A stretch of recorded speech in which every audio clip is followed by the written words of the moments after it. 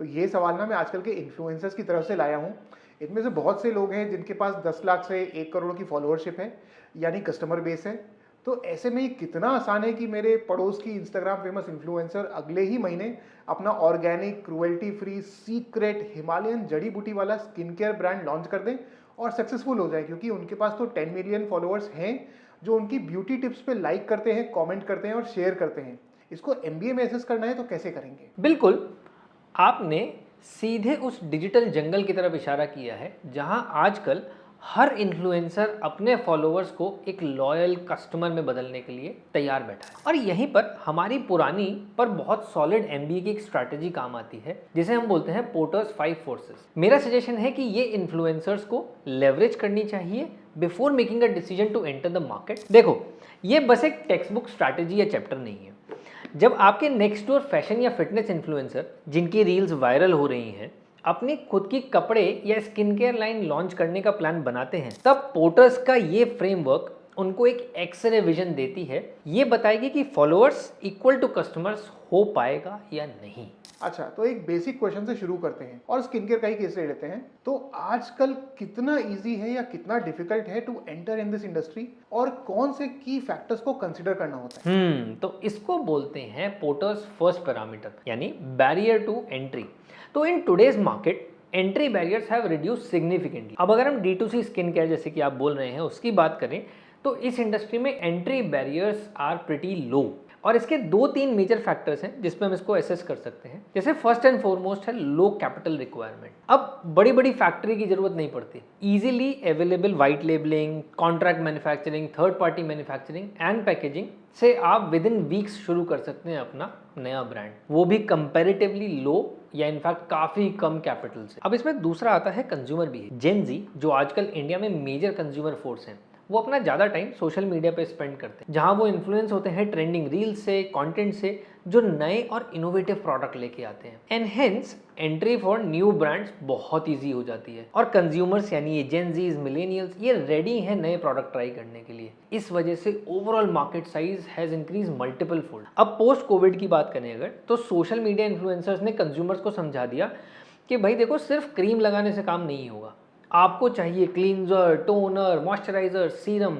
और ये 4 step skin routine आप दिन में 3 बार करिए, तब जाके आप चमचमाते हुए यंग एंड चार्मिंग लगेंगे। बस जो पहले 1 बॉटल यूज़ हो रही थी पूरे साल, अब वहीं 4 बॉटल 1 महीना भी नहीं चलती। और डायरेक्ट इसका बेनिफिट होता है ओवरऑल मार्केट साइज या डिमांड पर, which in turn helps new entrant to give them a space. Third आता है time to market and consumer outreach, जो सिग्निफिकेंटली रिड्यूस हुआ है। और इसका मेन वजह है सोशल मीडिया प्लेटफॉर्म्स जैसे इंस्टाग्राम, स्नैपचैट, यूट्यूब और ई कॉमर्स प्लेटफॉर्म जैसी जगहें जैसे नाइका, अमेजॉन, मिंत्रा। इन सब ने कन्वीनियंस ला दी है। और अब आपको ना फिजिकल स्टोर की ज़रूरत है ना सेल्समैन की। आप सिर्फ एक दिन में अपनी ऑनलाइन दुकान सेट करके सेलिंग स्टार्ट कर सकते हैं। अब इसमें एक और पॉइंट आता है एग्जिस्टिंग कस्टमर बेस, और ये बहुत क्रिटिकल है। बहुत सारे नए ब्रांड्स डायरेक्टली उन इन्फ्लुएंसर्स से पैदा होते हैं जिन्हें ऑलरेडी ऑडियंस पसंद करती है और फॉलो करती है। उनके पास पहले से ट्रस्ट और एक डिस्ट्रीब्यूशन चैनल सेट है। आपका नेक्स्ट डोर इन्फ्लुएंसर के पास अगर 50,000 फॉलोवर हैं, तो ये मान लीजिए कि आधी रेस वो जीत चुके हैं। अब अगर हम रिसेंट टाइम में एग्जाम्पल देखें, जैसे house of makeup, gush beauty, earth rhythm, ये सभी ब्रांड्स सोशल मीडिया इन्फ्लुएंसर्स ने स्टार्ट किए हैं, और वो भी रिसेंटली। अब इसमें एक सबसे क्रिटिकल पॉइंट आता है नॉलेज अवेलेबिलिटी। देखो, आजकल फॉर्मुलेशन, इंग्रेडिएंट्स, मार्केटिंग, इन सब चीज़ों की जानकारी पहले से कहीं ज़्यादा एक्सेसिबल और ऑन द टिप्स है। ठीक है, इनफैक्ट बहुत सारे ब्रांड पहले एजुकेट करते हैं और फिर प्रोडक्ट लॉन्च करते हैं। अब अपने फूड फार्मर को ले लीजिए, या स्किन केयर में बात करें तो डॉट एंड की ब्रांड्स, इन सब ने पहले एजुकेट करा और फिर प्रोडक्ट लॉन्च। इनफैक्ट इसमें एक और पॉइंट मैं बोलना चाहूँगा कि जैसे जैसे कंट्री डेवलप होते हैं, वैसे वैसे ये फैक्टर और ईजी होता जाता है, क्योंकि कुछ सपोर्टिंग चीज़ें जैसे rules and regulations, compliance, infrastructure, third party solutions, ये सब इस मार्केट एंट्री को ईज करते हैं। नाउ दिस इज इंटरेस्टिंग कि अब बिजनेस में एंट्री आपके साइज और पॉकेट पे डिपेंड नहीं होती, तो एंट्री इजी हो गई। But second and important point is, do buyers actually have power in this market? तो देखो, पोर्टर फ्रेमवर्क में सेकेंड पैरामीटर है जो जज करता है if market orientation is towards buyers और टुवर्ड्स सप्लायर।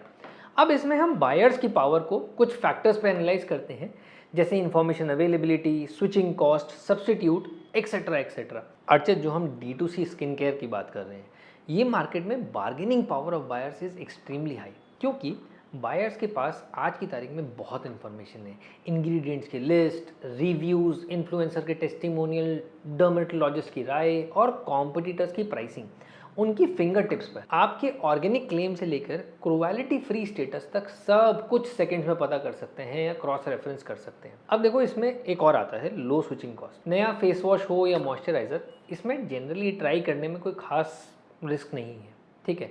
अब मान लो आपका प्रोडक्ट डिलीवर नहीं करता और कॉम्पिटिटर आपके प्रोडक्ट से बेहतर रील, मार्केटिंग कुछ भी कर देता है, कंज्यूमर स्विच कर जाता है, ठीक।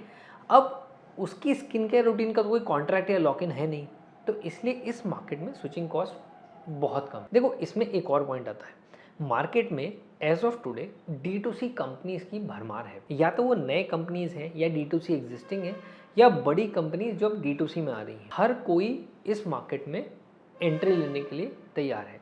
कंज्यूमर्स के पास ऑल्टरनेटिव्स की भरमार है। हमेशा कोई ना कोई ब्रांड तैयार बैठा है कि भाई मैं आपसे ज़्यादा ग्लोइंग स्किन दूंगा और तेज़ रिजल्ट्स दूंगा।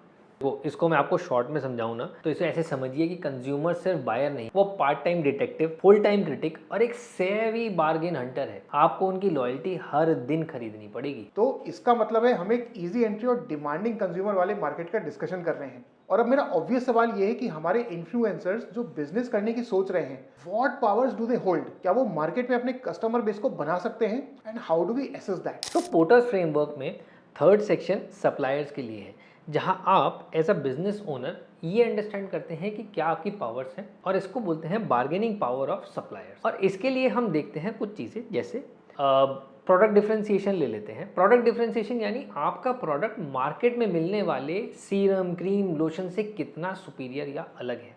अब एग्जाम्पल के तौर पे देखते हैं, जैसे सीटाफिल, इसने एक प्रोडक्ट इंट्रोड्यूस करा जो डिस्टिंग्विश प्रोडक्ट आया। वैसा कोई प्रोडक्ट मार्केट में था नहीं, और सिर्फ यही वजह है कि ये अपने मार्केट और प्राइसिंग दोनों पे कमांड कर पाया। सप्लायर कॉन्सेंट्रेशन या साइज, सीधी भाषा में समझे तो मार्केट में आपके प्रोडक्ट के कितने डायरेक्ट कॉम्पिटिटर्स हैं। आप SPF 50 ले लीजिए। SPF 50 एक जनरल प्रोडक्ट है जिसके 50 से ज़्यादा आपको ब्रांड्स या कॉम्पिटिटिव प्रोडक्ट मिल जाएंगे। वहीं पे जैसे कुछ प्रोडक्ट्स हैं जो मिनिमलिस्ट ने इंट्रोड्यूस करे, उन प्रोडक्ट का कॉम्पिटिशन नहीं था एंड हेंस दे सक्सीडेड। अच्छा, इसमें ना एक और पॉइंट है जो सप्लायर्स की पावर को अफेक्ट करता है, और वो है उनके प्रोडक्ट की अवेलेबिलिटी।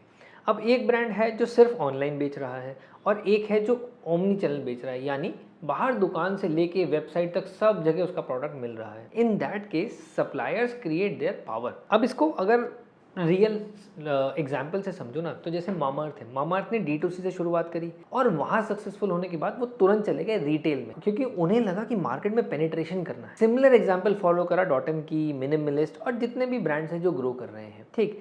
वहीं सीटाफिल ने एक ओल्ड स्कूल स्ट्रैटेजी अडॉप्ट करी कि उन्होंने ऑफलाइन से शुरुआत करी और फिर वो ऑनलाइन में आए जब उनका सक्सेसफुली एक मार्केट सेटअप हो गया। बट बॉटम लाइन ये है कि कंपनीज कितनी एग्जॉस्टिवली अपने कस्टमर्स तक पहुंच सकती हैं, किस किस चैनल से पहुंच सकती हैं विदाउट इनकरिंग लॉस, वही चीज़ डोमिनेट करती है सप्लायर पावर। अच्छा, तो मतलब सप्लायर्स पे पावर है, बट डिपेंड करता है कॉम्पिटिटर्स के ऊपर। Is that right? Substitute also play a vital role. अब पोर्टर्स में फोर्थ पॉइंट है power of substitute, which is not only competitors. तो क्या स्किन केयर के भी सब्स्टिट्यूट्स हैं? देखो, स्किन केयर में सब्स्टिट्यूट का थ्रेड बहुत हैवी है और ये कॉन्स्टेंटली इवॉल्विंग है। ये सिर्फ मतलब अगर आप ऐसे समझो इसे, ये सिर्फ दूसरे ब्रांड से कंपटीशन की बात नहीं है। यहाँ पर कोई भी ऑल्टरनेटिव जो अंडरलाइंग नीड यानी आपकी स्किन को सही रखने के लिए एड्रेस करता है, वो आपका कॉम्पिटिटर बन जाता है। For example, different skin care formats. अगर आपका D2C ब्रांड क्रीम्स बेचता है तो सब्स्टिट्यूट एक जेल, एक फेस ऑयल, एक शीट मास्क, एक पाउडर, जो भी आपकी स्किन को फ्रेश रख रहा है वो उसका सब्स्टिट्यूट है। अब दूसरा, जैसे आपकी होम रेमेडीज हो गई या DIY जिसको हम बोलते हैं, कि जो टिपिकली बजट कॉन्शियस दादी माँ के नुस्खे जिसको बोल सकते हैं कि हल्दी का फेस पैक बनाइए, बेसन का पैक बनाइए, घर का एलोवेरा लगाइए, ये सब पावरफुल जीरो कॉस्ट सब्स्टिट्यूट्स हैं और इनके इफेक्ट्स आपके प्रोडक्ट को सब्स्टिट्यूट करते हैं। अब तीसरा इसमें आ जाता है प्रोफेशनल सर्विसेज। जैसे एंटी एजिंग क्रीम खरीदने की बजाय अगर एक बंदा कंज्यूमर सैलून में जाए और फेशियल या डर्मापेन सेशन ले या फिर लेजर ट्रीटमेंट करा ले, तो ये सभी चीज़ें एक स्किन केयर के लिए सब्स्टिट्यूट का काम करते हैं। फिर आता है लाइफस्टाइल चेंजेस। अब 8 hours of sound sleep, healthy diet, low stress, meditation, power of hydration can affect the entire skincare industry. और ये है नॉन प्रोडक्ट सब्स्टिट्यूट। जब स्किन प्रॉब्लम ही नहीं होगी तो प्रोडक्ट कैसे बेचोगे? अच्छा, इसमें एक और जो लास्ट पॉइंट शायद आएगा कि मिनिमलिज्म। आजकल के कंज्यूमर्स अपने नंबर ऑफ प्रोडक्ट्स जो यूज़ कर रहे हैं उनको कम कर रहे हैं, और ये एक डायरेक्ट सब्स्टिट्यूट हो जाता है जो आपकी मल्टी स्टेप या multi process skin care routine है, and hence impact the demand also for the skin care brand. D2C skin care brand सिर्फ दूसरे ब्रांड से नहीं कम्पीट कर रहा है, वो किचन के इंग्रेडिएंट्स, सैलून अपॉइंटमेंट्स और योगा कोचेस और अच्छी नींद से भी कम्पीट कर रहा है। इनफैक्ट आपका यूनिक वैल्यू प्रोपोजिशन इतना कंपेलिंग होना चाहिए कि ये आपकी डाइवर्स ऑल्टरनेटिव्स के खिलाफ जीत सके। अच्छा, easy entry, dominating buyers, conscious suppliers और ऊपर से बहुत सारे सब्स्टिट्यूट्स के बीच में how is the rivalry between brands specially for any incoming newcomer? तो as I said before, market में बहुत कंपटीशन है क्योंकि मार्केट एक्चुअली बहुत बड़ा हो गया है, इन्फ्लेट कर गया है मार्केट कुछ सालों में, और इसलिए राइवलरी तो हाई होनी निश्चित है। देखो, ये सिर्फ लड़ाई नहीं है, ये एक मल्टी फ्रंट वॉर है, एंड इसको कुछ फैक्टर्स और इंटेंस कर देते हैं, जैसे infinite small and large players. देखो, आपके पास एस्टैब्लिश लीगेसी ब्रांड्स हैं जैसे Himalaya, Lakme, fair and lovely. अब धीरे धीरे वो सब ऑफलाइन से D2C की तरफ बढ़ रहे हैं। अब वहीं पर एग्जिस्टिंग D2C बड़े प्लेयर्स हैं जैसे मामाअर्थ, मिनिमलिस्ट, जो तेजी से मार्केट कैप्चर कर चुके हैं, दे आर एग्रेसिवली ग्रोइंग। और इसके अलावा जो नीश, वेरी फोकस्ड स्मॉल छोटे प्लेयर्स हैं जो सोशल मीडिया से उठे हैं, वो भी इसी मार्केट में कम्पीट कर रहे हैं। अच्छा, एक और पॉइंट आता है एग्रेसिव मार्केटिंग एंड डिस्काउंट का। अब जो लड़ाई है वो मोस्टली डिजिटल हो गई है कि आपने कौन से इन्फ्लुएंसर से कोलैब कराया है, आपके सोशल मीडिया एड्स कैसे हैं, एक्सेट्रा एक्सेट्रा, और उससे भी ज़्यादा कि आप किस तरह की डिस्काउंटिंग या किस तरह के बंडलिंग प्रोग्राम्स, लॉयल्टी प्रोग्राम्स, ये सब चीज़ें मिलके किसी भी सप्लायर के लिए या किसी भी सेलर के लिए मार्जिन कम कर देते हैं। इसमें अगला पॉइंट है इंग्रेडिएंट वॉर का। ब्रांड्स जनरली आपस में एक दूसरे के हीरो का इंग्रेडिएंट्स जैसे सैलिसिलिक एसिड ले लो या नियासाइनामाइड ले लो, विटामिन सी ले लो, इन सबको पोटेंसी या प्योरिटी क्लेम्स में आउटडू करने की कोशिश करते रहते हैं।